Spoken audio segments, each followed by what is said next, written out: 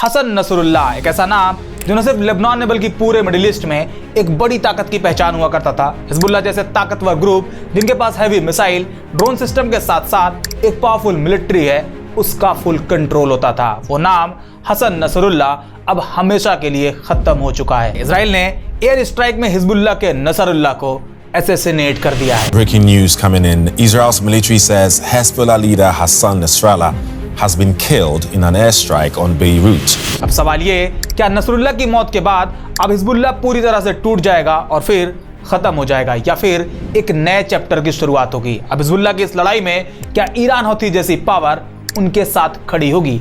आइए इस नए कॉन्फ्लिक्ट के हर एक पार्ट को समझते हैं।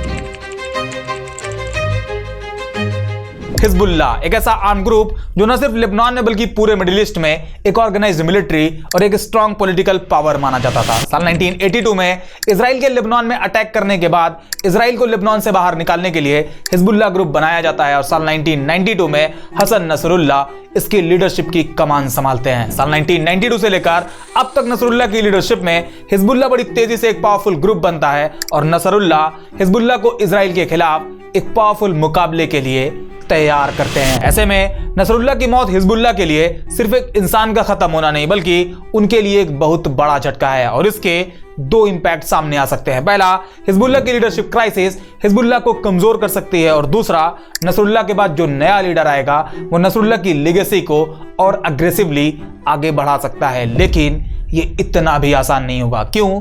आइए इसे भी देखते हैं। जहां एक तरफ नसरुल्लाह की मौत हिजबुल्लाह और लेबनान के लिए एक बड़ा लॉस है, तो वहीं दूसरी तरफ ये इजराइल के लिए एक बड़ा अचीवमेंट भी है। इसके अलावा हिजबुल्लाह और इजराइल के बीच सदियों से चला रहा यह कॉन्फ्लिक्ट अब एक नए फेज में आ चुका है, जहां एक तरफ इजराइल न सिर्फ हिजबुल्लाह के बेसिस को टारगेट कर रहा, बम बरसा रहा, वहीं दूसरी तरफ इजराइल लेबनान के हर घर में, लेबनान के हर एक इंसान तक पहुंच चुका है। आज हर एक इंसान के जेब में मोबाइल है, हर घर में लोग फोन से चिपके हुए हैं। ऐसे में इजराइल के लिए उन्हें टारगेट करना बेहद आसान हो गया। कैसे? ये भी एग्जांपल से समझते हैं। 17 सितंबर 2024 अचानक से पूरे लेबनान में हिजबुल्लाह से जुड़े लोगों के पेजर ब्लास्ट होने लगते हैं, जिसमें 9 लोगों की मौत हो जाती है और 2800 से ज्यादा लोग इंजर्ड होते हैं। इसके बाद एक बार फिर से पूरे लेबनान में सीरियल ब्लास्ट होते हैं और मालूम चलता है इस बार हिजबुल्लाह से जुड़े लोगों की वॉकी टॉकी में ब्लास्ट हो रहे हैं। जबकि अगर देखा जाए तो पेजर एक छोटा सा डिवाइस है जिसे कम्युनिकेशन के लिए यूज किया जाता है। यह टेक्नोलॉजी आज के टाइम पर लगभग खत्म होने की कंडीशन में आ चुकी है। इसी तरह वॉकी टॉकी भी मोबाइल के कंपैरिजन में उतना एडवांस नहीं है। अब आप सोचें, अगर इजराइल पेजर वॉकी टॉकी जैसी डिवाइस की टेक्नोलॉजी में घुसकर उसे ब्लास्ट कर सकता है, तो उसके लिए मोबाइल टेक्नोलॉजी को ब्रीच करना, उसे ब्लास्ट करना कितना आसान हो सकता है। ये एक ऐसा थ्रेट है जिसे सिर्फ मिडिल ईस्ट के फ्रेम में देखने के बजाय अगर पूरी दुनिया में बढ़ते खतरे की तरह देखा जाए तो आप ये समझ सकते हो कि आने वाले टाइम में वॉर का तरीका कैसे बदलने वाला है, जहां किसी को मारने के लिए किसी एयर स्ट्राइक या किसी मिसाइल के बजाय उसकी डिवाइस को ब्लास्ट करके उसे नुकसान पहुंचाया जा सकता है। लेबनान के केस में हिजबुल्लाह पूरी तरह से इजरायली थ्रेट का सामना कर रहा है। इसके अलावा अगर लेबनान में हिजबुल्लाह के इंटरनल पॉलिटिक्स पर गौर किया जाए तो नसरुल्लाह की लीडरशिप में हिजबुल्लाह लेबनान की पॉलिटिक्स में अपनी एक स्ट्रॉन्ग पोजीशन भी बना चुका था। कैसे?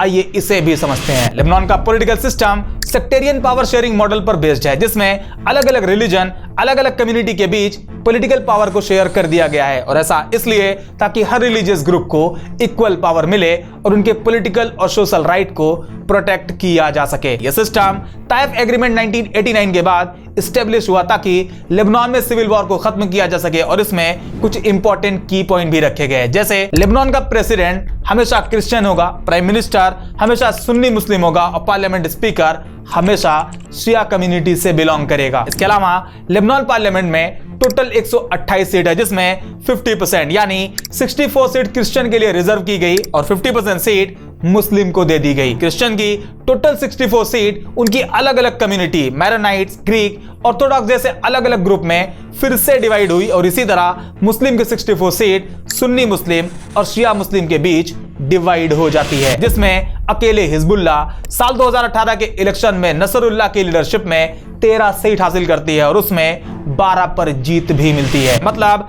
लेबनान के पॉलिटिक्स में हिजबुल्लाह का मजबूत होना, उन्हें लोकल सपोर्ट मिलना उनके लिए बहुत ही इंपॉर्टेंट था। ऐसे में नसरुल्लाह की मौत के बाद लेबनान में हिजबुल्लाह की पॉलिटिकल स्टेबिलिटी को भी बड़ा खतरा है, जहां हिजबुल्लाह की लीडरशिप कमजोर होने की वजह से उनका लोकल सपोर्ट भी कम हो सकता है। ऐसे में हिजबुल्लाह इस टाइम पीरियड में इंटरनल और एक्सटर्नल दोनों तरफ से घिरा हुआ है, और जो भी बताया कि हिजबुल्लाह के नए लीडर के लिए उनका सफर आसान नहीं होगा, उसकी वजह यही है। हसन नसरुल्लाह की मौत ने हिजबुल्लाह के फाउंडेशन को कमजोर कर दिया है। लेकिन अब सवाल ये आता है, फिर क्या हिजबुल्लाह अब खामोश बैठ जाएगा? आइए इसे भी समझते हैं। हसन नसरुल्लाह की मौत के बाद हिजबुल्लाह खामोश तो नहीं बैठेगा, वो इजराइल को जरूर टारगेट करेगा। लेकिन पहले आप ये फ्लो चार्ट देखें। इस चार्ट के मुताबिक हसन नसरुल्लाह के साथ हिजबुल्लाह का टॉप कमांड कंट्रोल लगभग खत्म हो चुका है। उनके टॉप कमांडर्स की मौत ने उनके मिलिट्री कोऑर्डिनेशन को काफी इंपैक्ट किया है। ऐसे में जब किसी ऑर्गेनाइजेशन की लीडरशिप कमजोर पड़ती है तो उसकी स्ट्रेटजी और उसकी प्लानिंग पर इसका काफी गहरा असर पड़ता है। यह भी एग्जाम्पल से समझते हैं। एक टाइम था जब अलकायदा एक पावरफुल ग्रुप हुआ करता था, बड़े बड़े अटैक होते थे, जैसे 7 अगस्त 1998 को केन्या एंड तंजानिया में यूएस एम्बेसी पर अटैक हुए जिसमें 224 लोगों की जान गई। फिर साल 2000 में यूएसएस कोल पर अटैक हुआ, साल 2004 में स्पेन पर अटैक, और सबसे बड़ा अटैक अमेरिका का 9/11 अटैक, जिसमें अलकायदा ने 4 फ्लाइट को हाईजैक किया, उसे क्रैश कराया गया, जिसमें लगभग 3000 लोगों की जान चली जाती है। कहने का मतलब एक टाइम पर अलकायदा दुनिया का एक पावरफुल ग्रुप हुआ करता था। जब भी दुनिया में कोई बड़ा टेररिस्ट अटैक होता तो लोगों का माइंड ऑटोमेटिक अलकायदा की तरफ ही जाता। लेकिन जैसे ही Al Qaeda leader Osama bin Laden को खत्म किया जाता है, उसके बाद अलकायदा का कमांड स्ट्रक्चर कमजोर होता है। अलग अलग लोग अलकायदा को वापस से मजबूत करने की कोशिश करते हैं, यहां तक कि साल 2019 में ओसामा के बेटे हमजा बिन लादेन को अलकायदा की कमान दी जाती है। लेकिन अमेरिकन मिलिट्री के एक ऑपरेशन में हमजा को भी मार दिया जाता है। मतलब टॉप लीडरशिप के खत्म होने के बाद किसी भी ऑर्गेनाइजेशन की फाउंडेशन कमजोर होती है और उस पर प्रेशर काफी बढ़ जाता है। हिजबुल्लाह के केस में भी लगभग सिमिलर कहानी है। टॉप लीडरशिप लगभग खत्म हो चुकी है, उन पर भी प्रेशर बढ़ा है। ऐसे में वो बदला लेने के लिए कुछ भी कर सकते हैं। हिजबुल्लाह के पास अभी भी उनके लड़ाकों की एक पूरी फौज है, और उसमें कई के पास सीरिया में चले वॉर का एक्सपीरियंस भी है। उनके अंदर बदले की आग भी भड़क रही है। इसके अलावा हिजबुल्लाह के पास अभी भी लॉन्ग रेंज मिसाइल का अच्छा खासा स्टॉक है, जो इजराइल के तेल अवीव से लेकर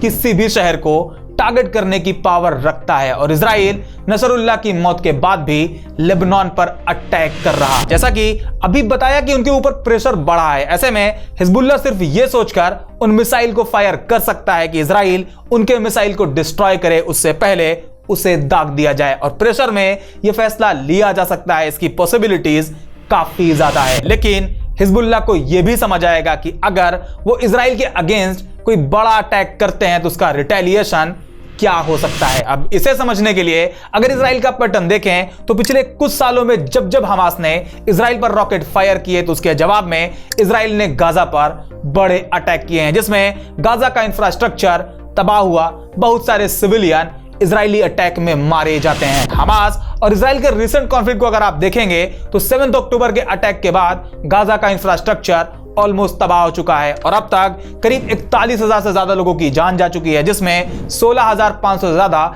सिर्फ बच्चे हैं। अब तक टोटल 96,000 से ज्यादा लोग इंजर्ड हैं, जबकि 10,000 से ज्यादा लोग अभी भी मिसिंग है। एक रिसर्च रिपोर्ट के अकॉर्डिंग गाजा में आधे से ज्यादा मकान तबाह हो चुके हैं। 80% कमर्शियल फैसिलिटीज, जिसमें shops, offices, restaurant, hotels, warehouse, shopping malls, commercial complex जैसी चीजें डैमेज हो चुकी हैं। 80% स्कूल बिल्डिंग्स डैमेज है। 36 में से 17 हॉस्पिटल ऐसे हैं जो थोड़े बहुत चल रहे हैं, जबकि 65% रोड नेटवर्क डैमेज है। खेती के लिए जो जमीन थी उसमें 65% जमीन खराब हो चुकी है। अब आप समझ सकते हैं कि यह सब तबाह होना किसी कंट्री के लिए कितना बड़ा लॉस है, और वो भी ऐसी कंट्री फिलिस्तीन, और उसमें भी एक छोटा सा पार्ट गाजा, जिनके पास उतने रिसोर्सेज भी नहीं है। वो इस तबाही को कैसे रिकवर कर पाएंगे। ऐसे में अगर हिजबुल्लाह इजराइल के साथ एक लंबे कॉन्फ्लिक्ट में आता है तो लेबनान के इंफ्रास्ट्रक्चर को भी काफी नुकसान हो सकता है, और इसमें इजराइल के लिए कोई खतरा भी नहीं, क्योंकि वॉर का कोई भी नियम कानून मानो इजराइल पर लागू ही नहीं होता। ह्यूमन राइट के ठेकेदार खुद ह्यूमन को मारने के लिए इजराइल को वेपन सप्लाई करते हैं, और जहां इजराइल पर पलटवार होता है वहां वो खुद उन्हें मारने के लिए आ जाते हैं, लेकिन ह्यूमन राइट के सबसे बड़े ठेकेदार का ताज भी पहने हुए हैं। लेकिन फिर भी अगर इजराइल लेबनान के इंफ्रास्ट्रक्चर पर अटैक करता है तो ईरान के लिए हिजबुल्लाह की मदद करना उसकी मजबूरी बन जाएगी, क्योंकि इजराइल के आसपास हिजबुल्लाह, हौथी जैसे ईरानियन सपोर्ट ग्रुप ईरान को प्रोटेक्ट करने में बहुत बड़ा रोल प्ले करते हैं। ऐसे में ईरान इस कॉन्फ्लिक्ट में क्या रोल निभा सकता है, आइए ये भी समझते हैं। हसन नसरुल्लाह की मौत सिर्फ हिजबुल्लाह के लिए नहीं बल्कि ईरान के लिए भी एक बहुत बड़ा लॉस है। नसरुल्लाह ईरान के एक ट्रस्टेड अलाई और प्रॉक्सी लीडर हुआ करते थे, ईरान को प्रोटेक्ट किया करते थे, मिडिल ईस्ट में ईरानियन इन्फ्लुएंस को स्ट्रांगली रिप्रेजेंट किया करते थे। ईरान का हिजबुल्लाह के साथ बहुत गहरा और काफी पुराना रिलेशन भी है। ऐसे में नसरुल्लाह की लीडरशिप ईरान के लिए बहुत ही इंपॉर्टेंट थी। यही वजह है कि नसरुल्लाह की मौत के तुरंत बाद ईरान ने 5 दिन के शोक का ऐलान कर दिया, काले झंडे लगा दिए, जो कि यह दिखाता है कि नसरुल्लाह की मौत ईरान के लिए कितना बड़ा लॉस है। इसके अलावा ईरान ने अपने supreme leader Ayatollah Ali Khomeini को एक सेफ लोकेशन पर भी भेज दिया। उन्हें यह पता है कि अगर वो नसरुल्लाह की मौत के बाद कोई रिस्पॉन्स करते हैं तो उसके रिटेलिएशन में खुमैनी को टारगेट किया जा सकता है। हालांकि अगर ईरान के पावर की बात करें तो इसके पास पावरफुल मिलिट्री नेटवर्क है जो पूरे मिडिल ईस्ट में फैला हुआ है, जिसे एक्सिस ऑफ रेजिस्टेंस कहा जाता है, जिसे दुनिया ईरान का प्रॉक्सी ग्रुप भी कहती है, जिसके थ्रू ईरान पूरे मिडिल ईस्ट में अपनी जियोपॉलिटिक्स को कंट्रोल करता है। इसमें कुछ इंपॉर्टेंट ग्रुप भी आते हैं, जैसे लेबनान में हिजबुल्लाह, यमन में हौथी, सीरिया में सीरियन मिलिशिया और इराक में इराकियन मिलिशिया, और भी कई अलग अलग ग्रुप ईरान के सपोर्ट से आज भी मजबूत हो रहे हैं। ये ग्रुप अलग अलग कंट्री में अपनी पावर रखते हैं जिसे ईरान सपोर्ट देता है और वो बदले में ईरान को प्रोटेक्ट किया करते हैं। ऐसे में नसरुल्लाह की मौत के बाद सबसे बड़ा सवाल यह है, क्या ईरान बदला लेने के लिए इजराइल पर कोई बड़ा अटैक करेगा? कई लोग बस ये आस लगाए बैठे हैं कि अब ईरान उठेगा और बस एक के बाद एक रॉकेट इजराइल की तरफ दागना शुरू कर देगा। हालांकि सच ये है कि ईरान इस टाइम कोई भी बड़ी जंग अफोर्ड करने की कंडीशन में नहीं। बावजूद इसके अगर ईरान फिर भी कोई बड़ा अटैक करता है तो पूरा का पूरा मिडिल ईस्ट एक बड़ी जंग में फंस जाएगा, और ईरान ये अच्छे से जानता है कि इजराइल की मिलिट्री पावर एडवांस है और इजराइल को अमेरिका का फुल सपोर्ट भी है, जो कि ईरान के लिए सबसे बड़ा रिस्क है। आज की वीडियो हम यहीं पर खत्म करते हैं, क्योंकि जब मैं ये वीडियो एडिट कर चुका तो न्यूज आती है कि ईरान ने इजराइल पर एक बड़ा अटैक कर दिया है, और जैसा कि अभी आपको बताया, अगर फिर भी ईरान इजराइल पर कोई बड़ा अटैक करता है तो पूरा का पूरा मिडिल ईस्ट एक बड़ी वॉर में बदल जाएगा। ऐसे में अब यह समझना जरूरी है कि मिडिल ईस्ट में ईरान इजराइल वॉर क्या लार्ज स्केल तक जाएगी या फिर हमेशा की तरह सिर्फ हिस्ट्री रिपीट की जाएगी। नेक्स्ट वीडियो में हम इस पे बात करने वाले हैं और इसे डिटेल में समझने वाले हैं। हालांकि इस वीडियो के एंडिंग में हम नहीं जा रहे हैं, क्योंकि ईरान के अटैक करने के बाद मिडिल ईस्ट की कहानी लगभग बदल चुकी है, जो कि आगे हम डिस्कस करेंगे। इसलिए चैनल को अभी सब्सक्राइब करके बेल आइकन ऑल पर सेट कर लीजिए।